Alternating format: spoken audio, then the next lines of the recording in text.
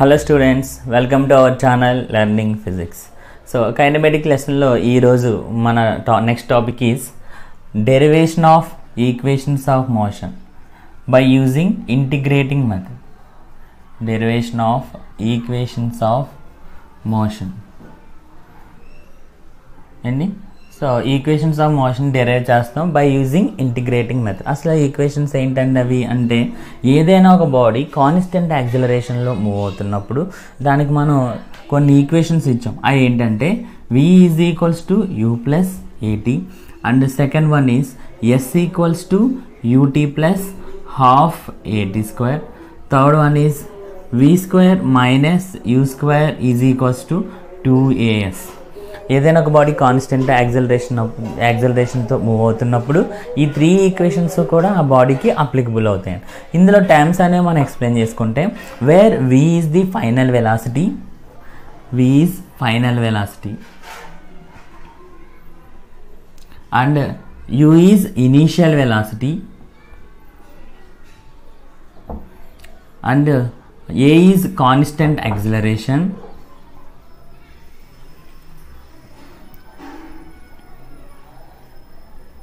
and t is time period.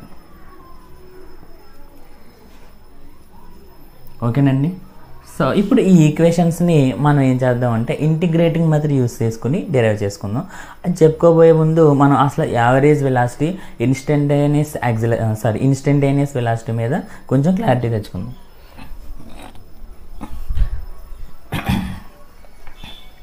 చూడండి, ఏదైనా నేను ఒక వెహికల్ అనేది ఎలా మూవ్ అవుతుంది, నేను ఈ పాయింట్ ఏ అనే పాయింట్ దగ్గరికి వచ్చాక అబ్జర్వ్ చేశాను. అక్కడ దానికి ఉన్న వెలాసిటీ ఎంతంటే ఇనీషియల్ వెలాసిటీ u అండ్ దాని యొక్క డిస్ప్లేస్మెంట్ ఎంతంటే s1 అని అనుకున్నాను.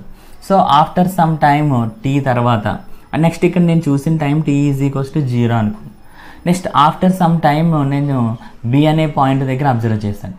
అప్పుడు దాని టైం ఎంతంటే t అనుకున్నా, ఎందుకంటే టీ టైం ట్రావెల్ చేసింది. అలాగే అక్కడ దానికి ఉన్న వెలాసిటీ ఎంత అంటే ఫైనల్ వెలాసిటీ v అనుకుంటున్నాను. అలాగే ఇక్కడ నుంచి ఇక్కడ వరకు ఉన్న డిస్ప్లేస్మెంట్ అంటే టోటల్ ఇక్కడ నుంచి ఇక్కడ వరకు అది ట్రావెల్ చేసిన డిస్ప్లేస్మెంట్ s2 అనుకుంటున్నాను, అంటే అది స్టార్టింగ్ నుంచి.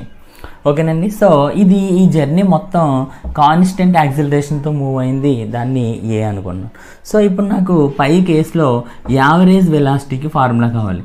So v average equals to change in displacement by change in time, అంతే కదండి. నెక్స్ట్ చేంజ్ ఇన్ డిస్ప్లేస్మెంట్ అంటే final displacement minus initial displacement అంటే s2 మైనస్ s1 బై, అలాగే చేంజ్ ఇన్ టైం అంటే final time minus initial time. This is the average velocity. అర్థమైంది కదండి. అసలు మనకి వెలాసిటీ అంటే ఏంటి, డిస్ప్లేస్మెంట్ బై టైం. కానీ యావరేజ్ వెలాసిటీ అంటే ఏంటి, change in displacement by change in time. ఇక్కడ టైం తీసుకున్నట్టయితే లార్జ్ టైం వస్తుందండి, అంటే ఒక పీరియడ్ ఆఫ్ టైం వస్తుంది. అలా కాకుండా ఇన్స్టంటేనియస్ వెలాసిటీ తీసుకుంటాను, v ఇన్స్టంటేనియస్. అయితే అదేంటంటే ds బై dt అంటాను. అంటే ఇప్పుడు చూడండి, v యావరేజ్లో ఏం తీసుకున్నాను, పీరియడ్ ఆఫ్ టైం తీసుకున్నాను, అంటే ఇక్కడ నుంచి ఇక్కడ వరకు ఎంత టైం తీసుకుందో ఆ టైం నేను తీసుకున్నాను. బట్ ఇన్స్టంటేనియస్ అంటే పర్టికులర్ పాయింట్ ఆఫ్ టైం, అంటే ఫర్ ఎగ్జాంపుల్ ఈ ఆబ్జెక్ట్ ఇక్కడ ఉంది, ఇక్కడ ఉన్నప్పుడు దాని వెలాసిటీ ఎంత అంటే ఫర్ ఎగ్జాంపుల్ ఇది 10 o'clock బయలుదేరింది, ఇక్కడికి వచ్చేసరికి 11 o'clock అయింది, అంటే ఇక్కడ ఎక్కడో నేను 10:30 దగ్గర వెలాసిటీ అడుగుతున్నాను. ఆ వెలాసిటీ ఏమవుతుందంటే ఇన్స్టంటేనియస్ వెలాసిటీ అవుతుంది. అంటే ఇక్కడ టైం పీరియడ్ చూడండి, టైం అనేది ఎలా ఉంటుంది, చాలా స్మాల్గా ఉంటుంది అనమాట. అంటే నియర్లీ డెల్టా టీ అనేది దేనికి ఈక్వల్ అయిపోద్ది, నియర్లీ డెల్టా టీ అనేది 0కి ఈక్వల్ అయిపోతుంది, అంటే 0కి దగ్గరగా వచ్చేస్తుంది. అర్థమైందా లేదా, అంటే పీరియడ్ ఆఫ్ టైం అనేది ఏమైపోతుంది, తగ్గిపోయి ఒక పాయింట్ ఆఫ్ టైం అయిపోతుంది. ఆ పాయింట్ ఆఫ్ టైం దగ్గర నువ్వు తీసుకున్న వెలాసిటీ ఏమవుతుందంటే ఇన్స్టంటేనియస్ వెలాసిటీ అవుతుంది. అంటే ds బై dt దేనికి ఈక్వల్ అవుతుందంటే నువ్వు డెల్టా టీని దేనికి ఈక్వల్ చేస్తున్నావు, నియర్గా 0కి. సో నువ్వు లిమిట్స్ అప్లై చేసి delta t equals to 0 average velocity అంటే delta s by delta t కాస్త ఎలా మారిపోద్ది అంటే ds బై dt కింద మారిపోద్ది. అర్థమైందా లేదా, మళ్ళీ ఇంకొకసారి చెప్తున్నానండి. సో ఈ పీరియడ్ ఆఫ్ టైం కాస్త ఈ పీరియడ్ ఆఫ్ టైం తీసుకున్నప్పుడు నువ్వు చెప్పే వెలాసిటీ యావరేజ్ వెలాసిటీ. ఈ పీరియడ్ ఆఫ్ టైం కాస్త పాయింట్ ఆఫ్ టైం అవ్వాలి, అంటే మొత్తం ఈ టైం డిఫరెన్స్ దేనికి ఈక్వల్ అవ్వాలి? Nearly 0. Delta T tends to 0. అప్పుడు నువ్వు చెప్పే వెలాసిటీ ఏమవుతుందంటే ఇన్స్టంటేనియస్ వెలాసిటీ. అంటే limit delta T tends to 0, average velocity equals to instantaneous velocity. అర్థమైందండి? అంటే ఇప్పుడు మనకి మెయిన్గా గుర్తుండాల్సింది ఏంటి అంటే ఇన్స్టంటేనియస్ అంటే ds/dt, ఇన్స్టంటేనియస్ వెలాసిటీ అంటే ds/dt. అలా కాకుండా యావరేజ్ వెలాసిటీ అంటే delta s/Δt, that is s2 - s1/t2 - t1. ఓకేనా? ఇప్పుడు ఈ ఫార్ములాన్ని మనం బేస్ చేసుకుని మనం ఈ డెరివేషన్స్ అనేవి చేస్తాం. అలాగే యాక్సిలరేషన్ తీసుకున్నప్పుడు కూడా. సో యాక్సిలరేషన్ అంటే మనం ఫార్ములా ఏం రాస్తామండి? యావరేజ్ యాక్సిలరేషన్ అంటే ఏం రాస్తాం? డెల్టా v/డెల్టా t, అంటే change in velocity by change in time. అంటే ఏం రాస్తాం? v2 - v1/t2 - t1. ఇప్పుడు నేను limit delta T tends to 0 apply చేశాను. దేనికి అప్లై చేశానండి? యావరేజ్ యాక్సిలరేషన్కి లిమిట్స్ అప్లై చేశాను. అప్పుడు అది ఎలా మారిపోద్దంటే ఇన్స్టంటేనియస్ యాక్సిలరేషన్ కింద మారిపోద్ది. ఇది ఏ యాక్సిలరేషన్ అవుతుందంటే ఇన్స్టంటేనియస్ యాక్సిలరేషన్. అర్థమైంది కదండి? అంటే యావరేజ్ వెలాసిటీకి నువ్వు లిమిట్స్ అప్లై చేస్తే ఇన్స్టంటేనియస్ యాక్సిలరేషన్ వచ్చిందండి.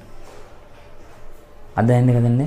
సో ఏదైనా సరే యావరేజ్కి మనం లిమిట్స్ అప్లై చేసి delta tea nearly equals to 0 చేస్తే కనుక మనకి ఏమొస్తుందంటే ఇన్స్టంటేనియస్ అనేది వస్తుంది. ఓకేనండి? సో ఈ రెండు ఫార్ములాస్ని మనం యూజ్ చేసుకుని ఈ ఈక్వేషన్స్కి డెరివేషన్ అనేది మనం రప్పిస్తాం.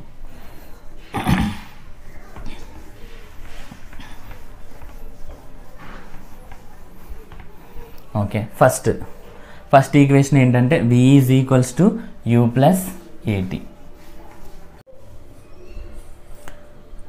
ఇప్పుడు ఫస్ట్ ఈక్వేషన్ డిరైవ్ చేసి చూద్దామండి. v = u + at. దీనికోసం నేను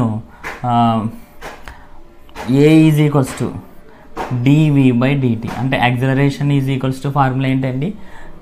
dv/dt. ఇక్కడ dt అనేది డివైడ్ చేస్తుంది, ఇటు పక్క వస్తే మల్టిప్లై చేస్తుంది. a dt = dv. సో ఇప్పుడు కేస్ కన్సిడర్ చేసుకుంటున్నా, బాడీ అనేది ఇక్కడ నుంచి వస్తుంది. నేను ఏ అనే పాయింట్ దగ్గర అబ్జర్వ్ చేశాను. అక్కడ టైం t = 0 అని తీసుకున్నా. అక్కడ దానికి ఉన్న ఇనీషియల్ వెలాసిటీ u. నెక్స్ట్ అది కాన్స్టెంట్ యాక్సిలరేషన్తో మూవ్ అవుతుంది. ఆఫ్టర్ టైం t అనే టైం తర్వాత b అనే పాయింట్ రీచ్ అయింది. అక్కడ టైం t = tm. వెలాసిటీ ఏం తీసుకున్నానంటే ఫైనల్ వెలాసిటీ v, అంటే అక్కడ దానికి ఉన్న వెలాసిటీ నేను ఫైనల్ వెలాసిటీగా తీసుకున్నాను. సో ఇలా మూవ్ అవుతూ వచ్చింది. అప్పుడు దీని డిస్ప్లేస్మెంట్ s1. నెక్స్ట్ ఇక్కడ ఉన్న డిస్ప్లేస్మెంట్ ఏంటంటే s2. ఓకేనా? సో ఇప్పుడు ఏం చేస్తానంటే అండి integrating on both sides. So చేద్దాం. Integral a dt integral dv. Limits apply చేద్దాం. ఇక్కడ యాక్సిలరేషన్ అనేది కాన్స్టెంట్ కదండి, ఎందుకంటే మనం కాన్స్టెంట్ యాక్సిలరేషన్తో మూవ్ అయ్యే వాటికి మాత్రమే ఈ ఈక్వేషన్స్ని అప్లై చేయగలం. ఓకేనండి? నెక్స్ట్ ఇప్పుడు ఏ అనేది కాన్స్టెంట్ కాబట్టి ఇంటిగ్రేషన్ బయటకు వచ్చేస్తుంది.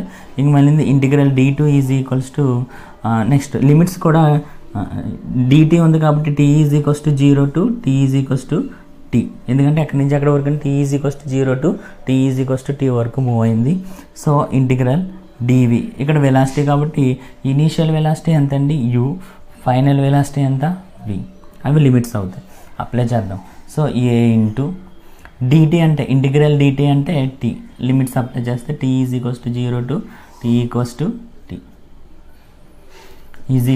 ఇంటిగ్రల్ dv అంటే v. మనకి ఫార్ములా తెలుసు కదండి, మ్యాథ్స్లో వస్తుంది డెరివేషన్లో. So integral v.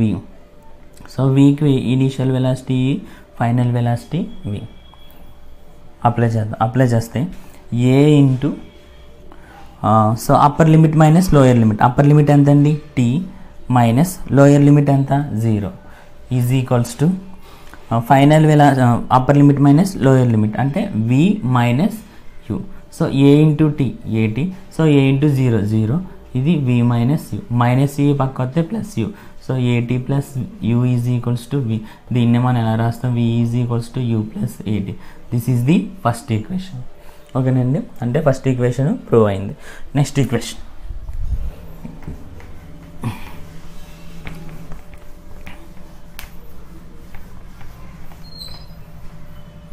సెకండ్ ఓకేనండి. నెక్స్ట్ సెకండ్ ఈక్వేషన్ డెరైవ్ చేద్దాం. సో సెకండ్ ఈక్వేషన్ ఏంటంటే s equals to ut plus half at square. Okay కదండి. సో దీనికోసం ఏం చేద్దామంటే మనం ఎస్కి వికి ఉన్న రిలేషన్ తీసుకుందాం. So v is equals to ds by dt, where dt ఇక్కడ ఏం చేస్తుందంటే డివిజన్ చేస్తుంది, ఇటు సైడ్కి వస్తే multiplication. So v into dt is equals to ds. So ఇప్పుడు ఏం చేద్దామంటే integrating on both sides. So case consider చేసుకుందాం. ఆల్రెడీ ఇందాక డయాగ్రామ్ వేసుకున్నాం కదండి. సో ఏ అనే పాయింట్ దగ్గర తీసుకున్నాము. సో బి అనే పాయింట్ దగ్గరికి వెళ్ళింది. t ఈజ్ ఈక్వల్స్ టు 0 దగ్గర డిస్ప్లేస్మెంట్ s1 ఈక్వల్స్ టు 0. దీని యొక్క initial velocity u. After constant యాక్సిలరేషన్తో మూవ్ అయింది. t is equals to t is equals to t అనే టైం ట్రావెల్ చేసింది, s2 అనే డిస్టెన్స్ ట్రావెల్ చేసింది. దీని యొక్క final velocity v. This is the case. A అనే కాన్స్టెంట్ యాక్సిలరేషన్తో అది మూవ్ అవుతుంది. ఇంటిగ్రేటింగ్ ఆన్ బోత్ సైడ్స్ చేస్తే v dt is equals to integral ds. ఓకేనండి. సో ఫ్రమ్ ఫస్ట్ ఈక్వేషన్ నుంచి v ఈక్వల్స్ టు ఏమొచ్చిందండి u ప్లస్ at. ఇది already prove చేసుకున్నాం కదా, అది ఇందులో సబ్స్టిట్యూషన్ చేస్తాం. But v is equals to u plus at substitution చేద్దాం. చేస్తే v అంటే u plus at into dt is equals to integral ds. ఓకేనండి. సో ఇక్కడ ఇంటిగ్రల్ u ఇంటూ dt దీనికి చెందుతుంది, దీనికి చెందుతుంది కదా. So u into dt plus integral at into dt is equals to integral ds. ఇప్పుడు లిమిట్స్ అప్లై చేయండి. ఇక్కడ u అనేది ఏంటంటే కాన్స్టెంట్ అండి, ఇనీషియల్ వెలాసిటీ కాన్స్టెంటే కదండి. సో u కాన్స్టెంట్ బయటికి తీస్తే integral t is equals to 0 to t is equals to t, ఇవే కదండి లిమిట్స్. ఈజ్ ఈక్వల్స్ టు ఇక్కడ మళ్ళీ a అనేది constant. So integral t is equals to 0 to ఇది ప్లస్ అండి, t is equals to 0 to t is equals to t. ఇంక మిగిలింది ఏంటంటే t dt. Integral s equals to s1 equals to 0 to s2 equals to s అని తీసుకుంటాం. s2 equals to s integral ds apply చేద్దాం. So u into integral dt అంటే formula ఏంటండి t. Limits apply చేస్తే t is equals to 0 to t is equals to t plus a into integral t dt అంటే ఏంటంటే t square by 2 అవుతుంది. యాక్చువల్గా formula ఏంటంటే integral x dx ఉందనుకోండి, ఏం లేకపోతే x పవర్ 1 ఉన్నట్టు కదా. ఫార్ములా ఏంటంటే x పవర్ n అనుకుందాం. x పవర్ n అంటే x power n plus 1 by n plus 1, ఇది ఫార్ములా. ఓకేనండి. ఫర్ ఎగ్జాంపుల్ ఇప్పుడు నేను ఏం తీసుకుంటున్నాను, x ప్లేస్లో t తీసుకున్నాను dt. ఇప్పుడు t n ప్లేస్లో ఏం లేకపోతే ఎంత ఉన్నట్టు 1 అప్లై చేయండి. ఈ ఫార్ములాలో అప్లై చేస్తే t ప్లేస్లో ఎంత ఉంది, x ప్లేస్లో t, n ప్లేస్లో 1 అంటే t power 1 plus 1 by 1 plus 1 అంటే ఎంత అవుతుందండి t స్క్వేర్ బై 2. డైరెక్ట్ మనం వేసేసుకోవచ్చు అనమాట. t dt అంటే ఏం రావచ్చు t square by 2. Limits apply చేస్తే t is equals to 0 to t is equals to t. So integral ds అంటే s1 equals to 0 to s2 equals to s. ఓకేనండి. Next so u into upper limit minus lower limit t minus 0 is plus a into t square by 2 minus lower limit apply చేస్తే 0 square by 2 is equals to s2 అంటే s minus s1 అంటే 0. ఓకేనండి. So u into ut minus 0 plus a into t square by 2, 0 అంటే మళ్ళీ 0 అయిపోద్ది, is equals to s. అంటే దీన్ని ఎలా రాయొచ్చు అంటే మనం s equals to ut plus of at square. ఓకేనండి, అర్థమైంది కదా. సో ఈ ఫార్ములాస్ మాత్రం మనకి గుర్తుండాలండి. ఓకేనండి. నెక్స్ట్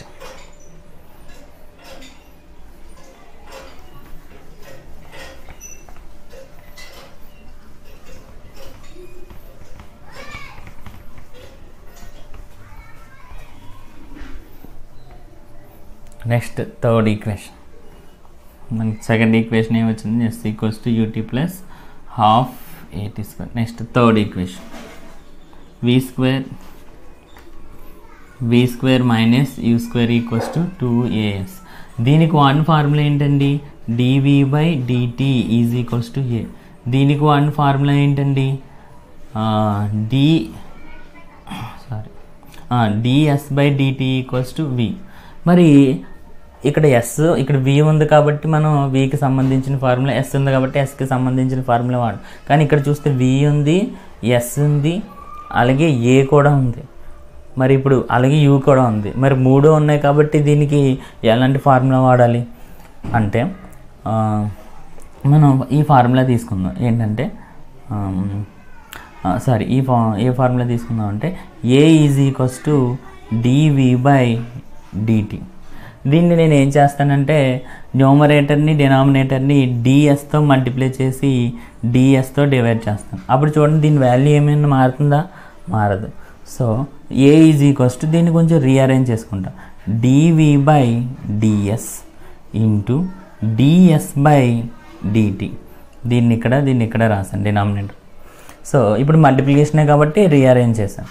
నెక్స్ట్ ds/dt అంటే ఫార్ములా ఏంటంటే మనకి v, కాబట్టి a is equals to dv/ds into v. ds/dt అంటే ఏం రాయొచ్చండి, v.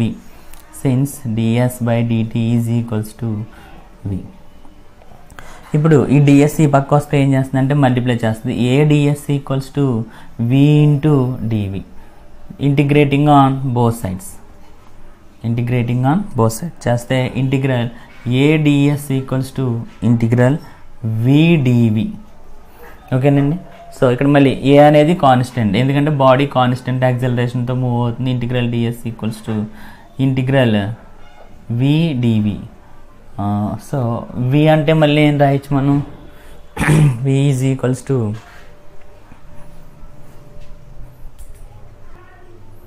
ఓకేనండి. సో ఇప్పుడు మనం లిమిట్స్ అప్లై చేద్దాం. ఇక్కడ ds ఉంది కాబట్టి displacement s1 equals to 0, s2 equals to s.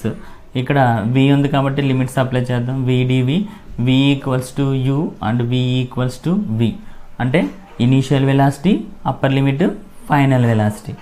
ఓకేనండి. So a into integral ds అంటే మనకి ఏంటంటే s. Integral ds equals to s అవుతుంది. Initial lower limit s1 equals to 0, final limit s2 equals to s. Integral v dv అంటే formula v square by 2. Limits ఏమవుతాయి, v is equals to u and v is equals to apply చేద్దాం. So a into upper limit s minus lower limit 0, upper limit v square minus v square by 2 minus u అంటే u square by 2. ఈ రెండింటిలోని half common తీద్దాం. ఇది a into s as, a into 0 అంటే 0, half common తీస్తే v square minus u square. ఈ 2 ఇటు సైడ్కి వస్తే ఏమవుతుందండి, 2as equals to v square minus u square. దీని నుంచి v square minus u square equals to 2as. This is the third equation.